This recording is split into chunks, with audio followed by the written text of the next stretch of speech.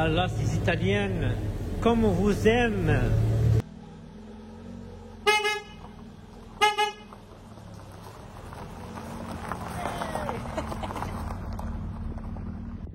Salut les amis, j'espère que vous allez bien. Tadam, il fait très beau les amis, il n'y a pas mieux que de sortir la Fiat Uno estivale les amis. Bon les amis, au programme donc aujourd'hui je vais vous faire une petite histoire, je vais raconter la petite histoire de la Fiat Uno, vous dire pourquoi je roule toujours en Fiat Uno depuis toujours, et vous dire aussi ce que j'aime le plus c'est la Fiat Uno. Donc c'est un petit programme sympa, allez c'est reparti. C'est reparti les amis, la Fiat Uno, je vais raconter la petite histoire. Parce que j'adore beaucoup ce modèle-là. Je vais vous dire après pourquoi. Ben, les amis, en fait, tout a commencé lorsque la 127, elle est arrivée à sa fin de sa carrière. La fameuse Fiat 127, qui était aussi une icône de Fiat. Il fallait donc la remplacer. Et Fiat a fait appel à un designer qui est très connu. C'est Giugiaro. Donc très connu, qui a fait vraiment des voitures exceptionnelles comme la Audi 80, il a fait la DeLorean, c'est quand même une voiture très connue. Il a fait la Alfa Romeo GTV, la première, il a fait pour les Françaises la fameuse Renault 21, des Tuches, la... Repose en paix, mon Nevada.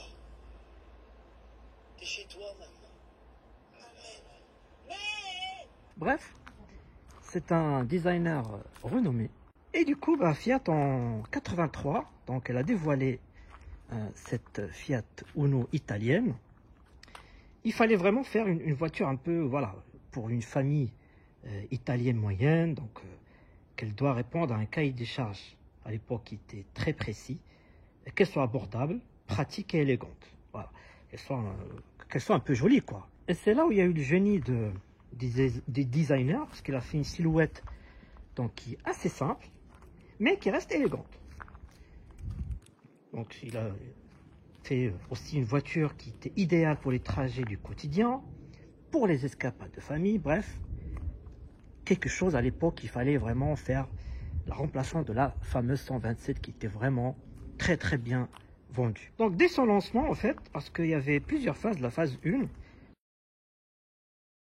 donc dès son lancement, elle a rapidement gagné en popularité, elle est devenue très populaire, surtout en Italie.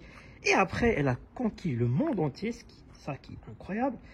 Parce que à l'époque, la réputation, c'est qu'elle était vraiment très fiable, très économique et amusante à conduire. C'est pour ça que je vais vous dire après pourquoi moi je l'adore. Très amusante, j'aime bien, elle est très légère, voilà. Elle est vraiment super à conduire. Et Fiat a fait un coup de maître à l'époque avec des publicités qui mettent en avant donc une voiture fiable, économique. Enfin, ils ont vraiment fait des publicités assez incroyables.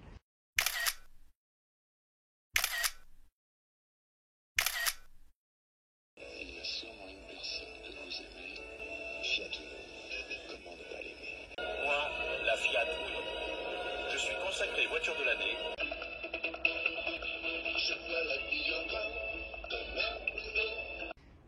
Qui a vraiment joué sur son succès et conquis le cœur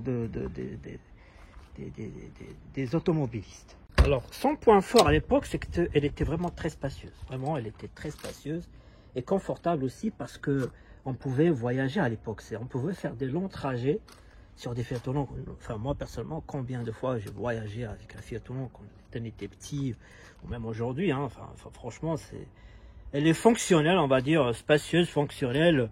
Elle fait le job, quoi, comme on dit, elle fait le job. Très spacieuse, dans un espace vraiment ici qui est vraiment bien. On a un grand coffre, enfin, c'était son point fort, en fait. Simple, voilà, fiable, amusante à conduire. Voilà, on ne peut pas demander plus, surtout dans ces années-là. C'était vraiment très sympa comme voiture à voir. Donc, comme j'ai dit, il y a eu plusieurs phases. Donc la phase 1, après cette phase-là que vous voyez devant vos yeux, c'est celle-là qui est arrivée en 89, qui est vraiment un grand restylage qui, pour moi, n'a rien à voir avec la première parce qu'ils ont tout revu de fond en comble. Pour moi, c'est la version que j'adore. Enfin, moi, c'est ce que j'ai connu. Hein. Nouveau, unique, Uno. après, ce qui est marrant, c'est qu'elle est devenue carrément... Ça faisait partie de la culture italienne. Dès qu'on voit Fiat Uno, on voit l'Italie. C'est vraiment marrant. Et aujourd'hui, même aujourd'hui, bah, c'est vraiment le symbole de la fiabilité, de la simplicité et de l'élégance à l'italienne. Il faut savoir qu'elle a été très bien vendue à travers le monde, puisque sa production officiellement en Italie s'est arrêtée vers 94, si je me souviens bien. Mais après, elle a continué sa production dans beaucoup de pays, notamment le Maroc, où ils ont eu la licence pour la fabriquer localement. Et ça a été un succès énorme. Il faut savoir qu'elle est restée en Brésil jusqu'à très récemment. Je crois, si je ne dis pas de bêtises, 2012. Oui, c'est à partir de 2012 ils l'ont arrêté parce que, par contre, il y a eu une troisième Fiat Uno brésilienne, on va dire.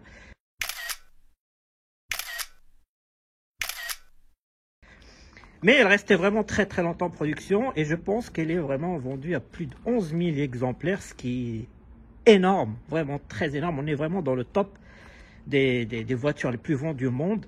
On dépasse carrément la 4S, puisque la 4S c'est 8 millions d'exemplaires. Là, on est sur du 11. Et 11, c'est vraiment énorme.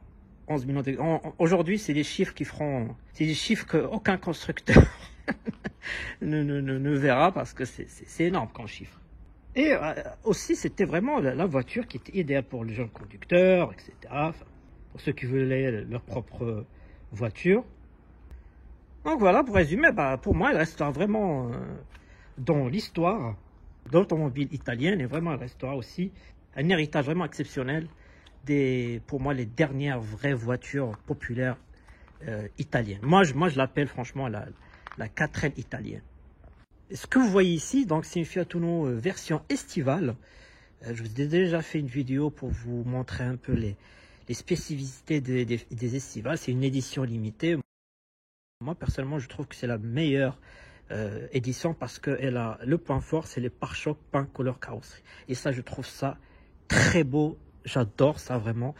Après, pour les petits détails, je ne reviendrai pas dessus parce que je vous ai déjà fait une vidéo où je vous ai parlé des petits détails très sympas de la Fiat Estivale que j'adore vraiment et je trouve très bien réussi. Donc voilà un petit peu la petite histoire rapide de la Fiat.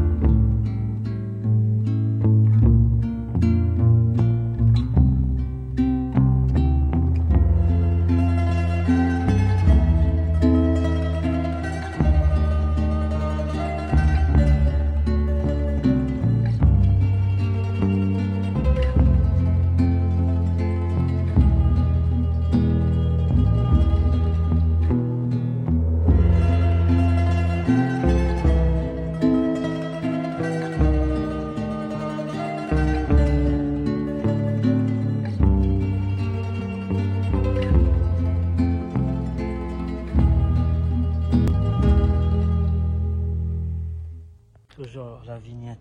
Merci Jacques Chirac de l'avoir supprimé. C'est beau, hein? Bon les amis, comme à chaque fois, je vais vous raconter l'histoire et surtout vous dire pourquoi je roule depuis toujours en Fiat Uno.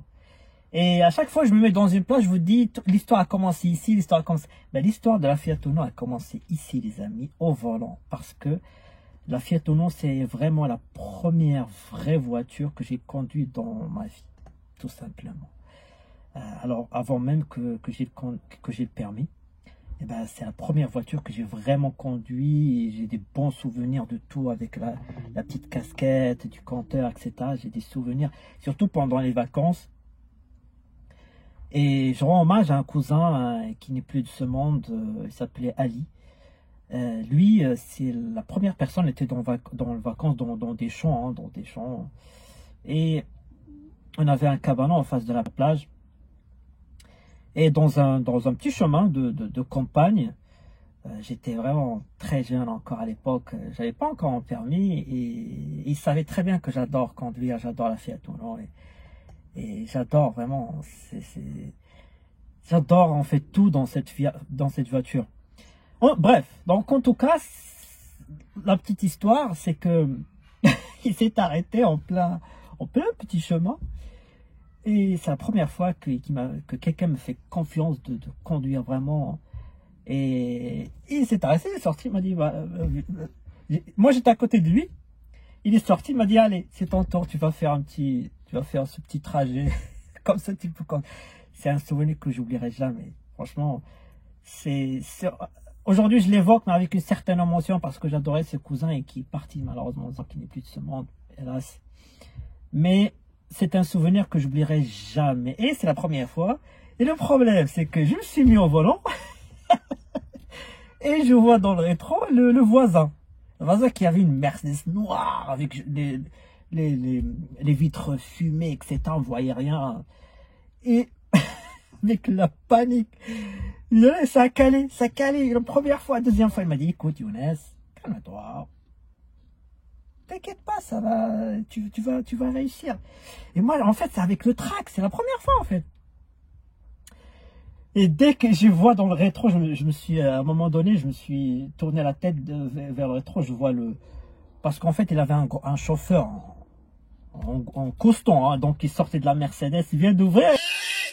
Et là, j'ai un burn, et je suis parti. Ah, c'était des souvenirs incroyables. C'est à partir de ce moment-là que je me suis juré d'avoir une Fiat Uno. Et depuis ce temps-là, aujourd'hui, quand j'ai l'opportunité d'acheter une Fiat Uno, je l'ai acheté. La Fiat Uno estivale, la bleue que vous connaissez, je l'ai toujours.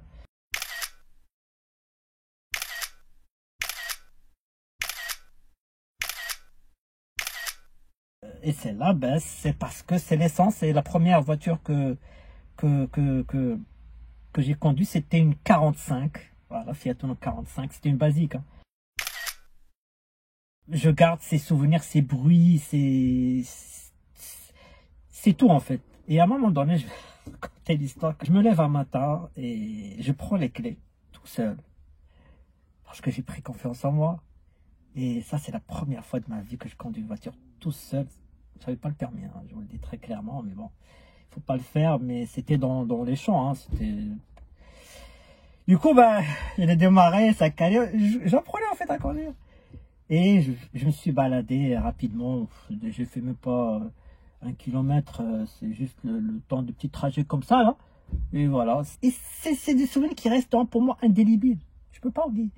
Donc en fait, cette voiture, pour répondre à la question pourquoi je roule toujours, elle représente beaucoup pour moi. C'est ma voiture fétiche que j'adore. Dès que je suis au volant de cette voiture, je vous jure, parce qu'en fait, une fois par semaine, je prends la bleue pour aller faire les courses. Et à son volant, je suis super heureux. J'ai le plaisir de la conduire. J'ai le plaisir de la conduire. Voilà. Et encore mieux avec celle-là en essence, c'est encore mieux. Mais j'ai toujours la banane, le plaisir de conduire une Fiat Uno. Voilà, c'est pour répondre à la question pourquoi j'adore la Fiat Uno. Voilà, je vous ai raconté les deux petites anecdotes. Maintenant, je vais vous répondre à la question qu'est-ce que j'adore le plus à la Fiat Uno. C'est tout simplement le bruit de ses moteurs. Même en petite cylindrée, il y a une petite mélodie que j'adore. C'est incroyable, écoutez. Quart de tour.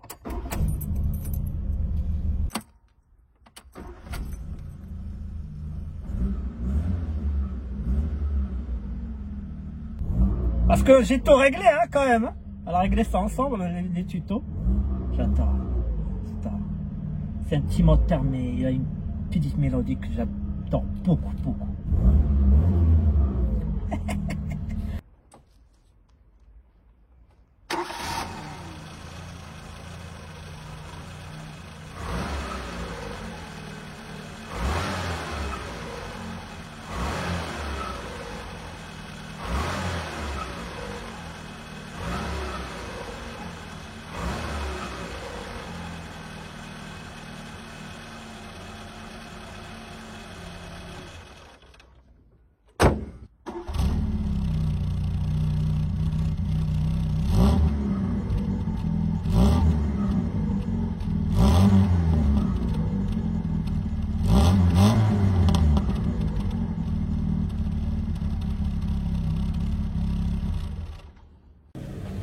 Ah là, ces Italiennes, comme on vous aime. Regardez.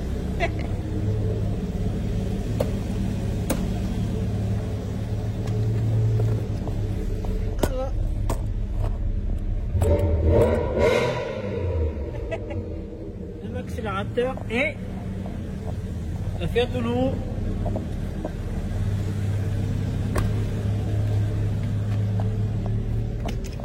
Voilà.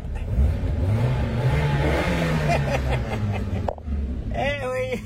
Bon bah les amis, j'espère que cette mini vidéo avec la Fiat Uno estivale vous a plu. Et je vous dis comme à chaque fois, à très bientôt pour de nouvelles vidéos, nouvelles aventures. Allez, salut.